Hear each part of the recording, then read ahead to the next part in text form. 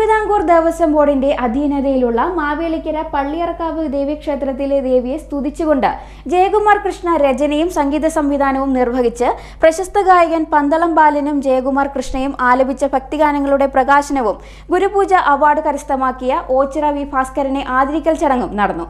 ക്ഷേത്ര ഉപദേശക സമിതി പ്രസിഡന്റ് എസ് ഹരി ചടങ്ങിൽ അധ്യക്ഷത വഹിച്ചു. തിരുവിതാംകൂർ ദേവസ്വം ബോർഡിന്റെ അധീനതയിലുള്ള മാവേലിക്കര പള്ളിയറക്കാവ് ദേവീക്ഷേത്രത്തിലെ ദേവിയെ സ്തുതിച്ചുകൊണ്ട് റിട്ടയർഡ് റെയിൽവേ ഉദ്യോഗസ്ഥനും ഹൈക്കോടതി അഭിഭാഷകനുമായ ജയകുമാർ കൃഷ്ണ രചനയും സംഗീത സംവിധാനവും നിർവഹിച്ച് ഗായകൻ പന്തളം ബാലനും ജയകുമാർ കൃഷ്ണയും ആലപിച്ച ഭക്തിഗാനങ്ങളുടെ പ്രകാശനവും കേരള സംഗീത നാടക അക്കാദമിയുടെ ഗുരുപൂജ അവാർഡ് കരസ്ഥമാക്കിയ ഓച്ചിറ വി ഭാസ്കരനെ ആദരിക്കൽ ചടങ്ങും ക്ഷേത്രാങ്കണത്തിൽ നടത്തി.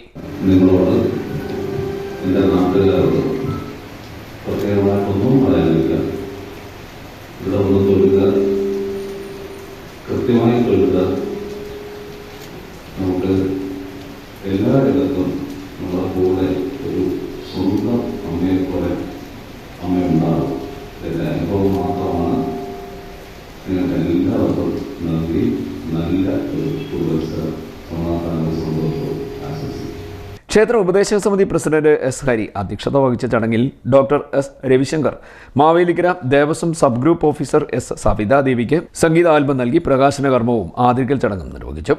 ചടങ്ങിൽ Kandiyur R Mahadevan, J Lakshmi Narayanan, Ratnesh, Sunilkumar, G Ravikumar, Prakash Narayanan, Mahesh Kumar തുടങ്ങിയവർ സംസാരിച്ചു.